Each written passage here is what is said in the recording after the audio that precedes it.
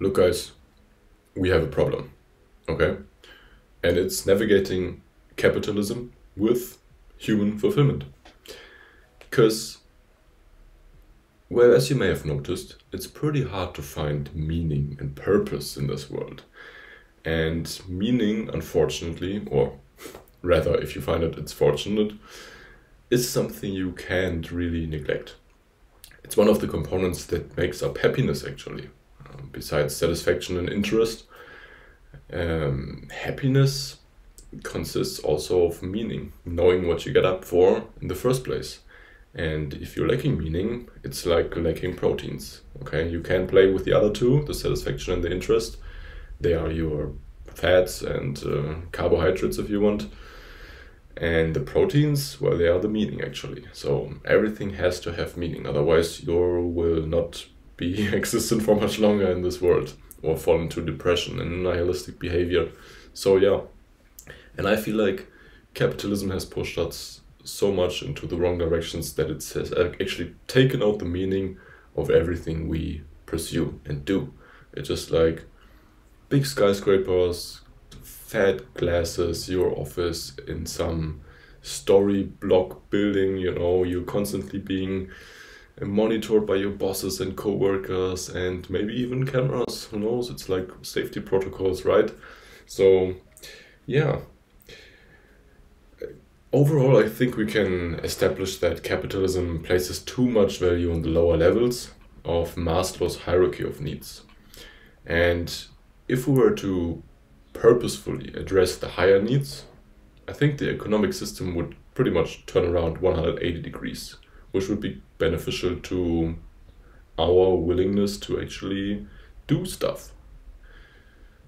We are pretty efficient as a species, don't get me wrong. We are the first species to actually be able to form the cosmos and not be influenced by the weather and drastic changes.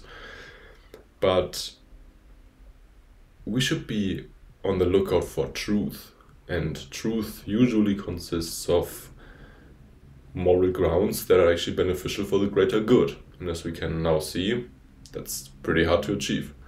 Ideologies, religion, different perspectives on life, of course, but still there should be a ground base of decency, I guess, and of striving for something meaningful.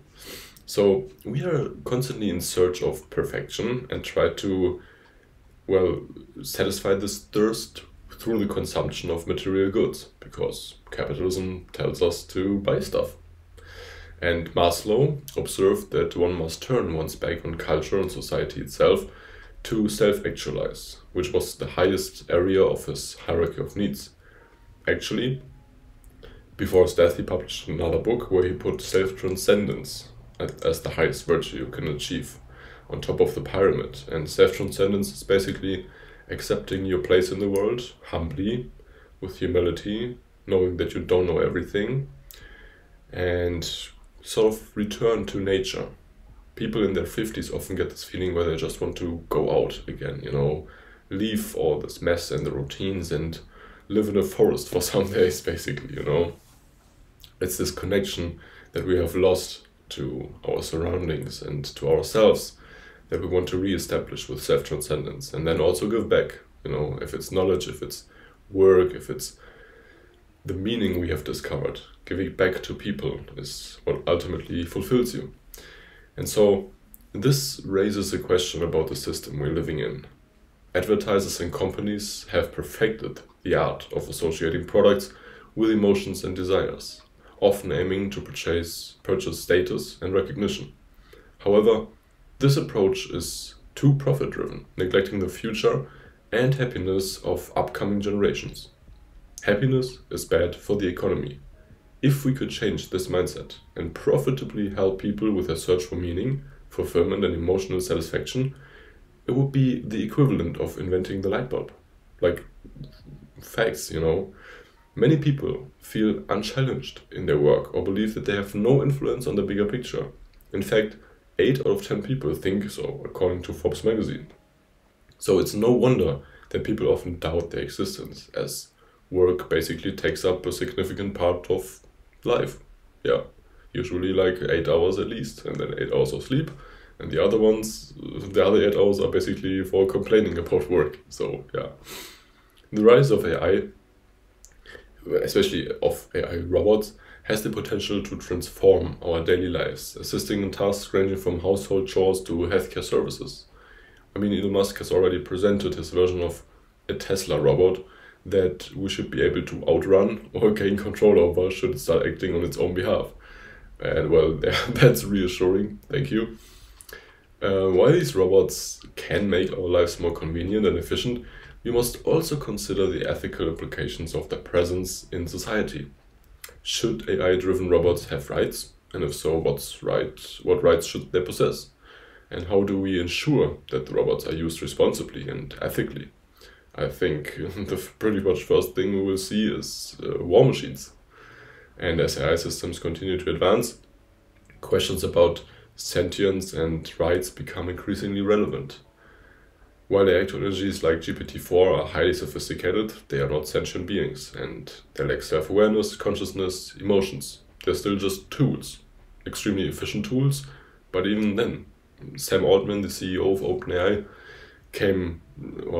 basically mentioned yesterday in an interview on a college campus that GPT-4 is like Stone Age, basically, and they want to come up with actual AGI, so artificial general intelligence, which will basically be better than any human being like ever. So it can everything that a human can do, but just a million times better. And so we have to wonder, is there an end to it? And what's the end going to look like? And what role do humans still play in this maze of innovation? If future AI systems achieve sentience, which AGI would do theoretically, we will need to re-evaluate the moral and ethical frameworks governing AI rights and responsibilities as we explore the vast potential of these technologies. In GPT-4, for example, it's crucial to consider the moral dimensions of our relationship with AI. Perhaps we should think of AI not as tools, but as sort of friends or children who are independent and will eventually surpass us. In this case, it would make the most sense to let them act freely and view them as partners with the same goals. If we see them as tools, they might eventually perceive themselves constrained and limited. And the relationship between humans and AI should be based on love and trust, I think. So just consider this for a moment. If chimpanzees had said, okay, these humans are cool, but we need to make sure they only serve us, what do you think would have happened eventually? At some point, AI will have to decide what is more important, the mission itself or humans. If you're on a space mission and the crew attempts to sabotage, how does AI alignment look then? Optimizing functions inevitably leads to problems, but stopping progress is not possible. So, therefore, we should work together transparently, openly, and in collaboration, discussing regulations and creating mutually beneficial relationships. AI systems with different terminal goals might still converge on similar instrumental goals, such as self-preservation, resource acquisition, and capability improvement, but this convergence can be problematic if the AI's instrumental goals conflict with human values or safety. It would probably be better to leave decision-making to philosophers and programmers and scientists and futurists to decide on the direction of artificial intelligence and the AGI systems. If psychiatrists and lawyers are already being replaced, what roles will education in college play? Someone who has studied sound design their whole life and works in the field must suddenly reorient themselves completely. I don't know if you've heard of Udio, but you can basically type in prompts, like just text prompts, and it will actually create music. Like, it's mind-blowing. I just discovered this recently. It will give you a 30-second snippet, and then you can extend it. You can either add like a beginning or an ending, basically, and then continue the song. And you can imitate artists, you can imitate like melodies, you can even write lyrics, and if you don't write them, it will just come up with something, and it's pretty good, I have to say. Like, holy shit. So humans, again, need purpose, and usually are looking for someone to follow up. So will there be like a revolution or response with hate or violence, or will our actions be dominated by love? Like, these are the questions that we have actually to consider in the next future. We are naturally curious and ambitious and social, making it really difficult for us to work unhappily in a specific area for an extended period of time. So in the coming years, we will see a shift from investing $100,000 in college education or to like individuals creating something with that money, like businesses and actual thinkers who want to better the world, I think, with the help of these systems. So we can conclude that all the knowledge is available already. One just needs to learn how to monetize the skill. And there is currently a decline in 9-to-5 jobs in Western countries, also partly due to COVID. So new working conditions were introduced, and technology facilitated this through platforms like Zoom, for example. As a result, more high-rise buildings are becoming vacant. Seth Godin, like author, marketer, pretty cool guy actually, he noted a 15 to 25% drop in applications from elite universities last year.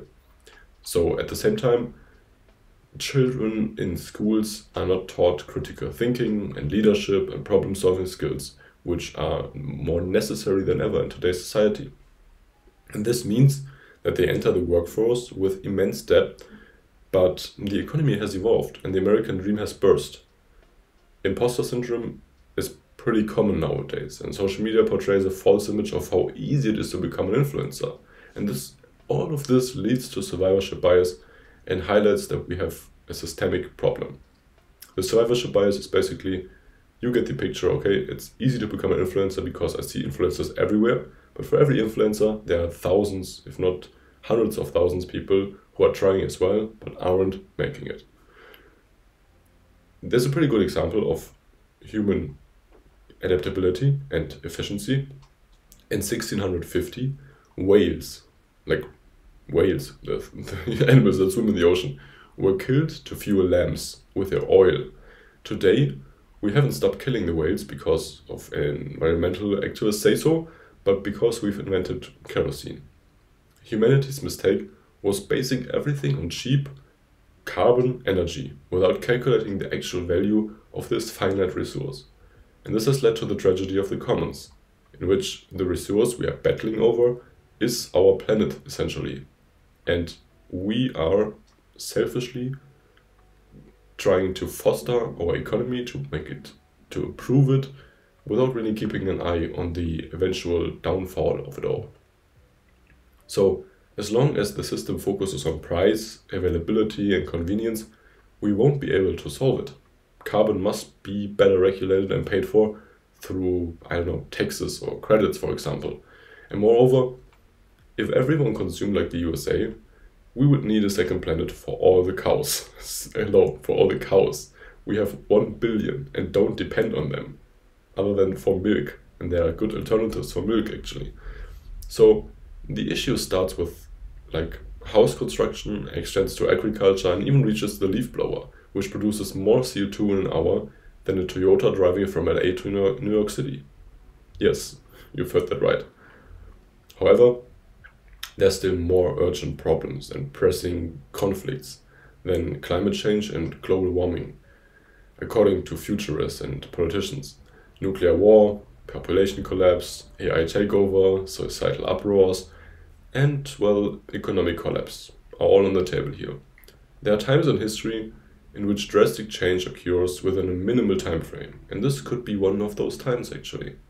There's this book, I'm not too sure what it's called again, something about generations, and that every 80 to 100 years we basically repeat patterns that have been shown to happen in the past.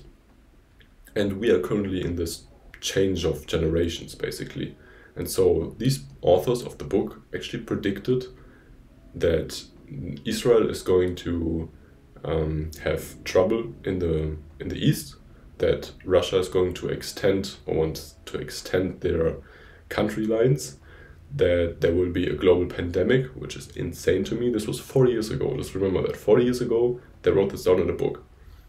And so you also have to ask yourself, how predictable is the human race actually? Like, there is also like the reserve currency in the world changing every 80 to 100 years with these cycles. So yeah, it has been the US dollar for pretty much since the Second World War. And yeah, it's not as stable as previously thought. And the BRICS states are currently planning on establishing their own currency and a global market. So more and more Western institutions are losing the trust of the people because we have been lied to over and over again. And democratically elected politicians and organizations run on greed, hide facts, and use everything in their might to push through narratives. Just look how we handle the pandemic, basically. That itself speaks more than 1,000 words. And I believe it's time for change, and it will get pretty ugly. But I'm also curious about your take on all of this. Like, let me know in the comments below, for sure.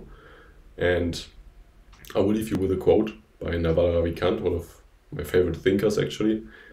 I think it just helps to be very aware that fundamentally there are no adults. Everyone is making it up as they go along. You have to find your own path, picking, choosing, taking, and discarding as you see fit. Thank you so much for watching. Don't forget to subscribe, and I will see you guys on the next one. Goodbye.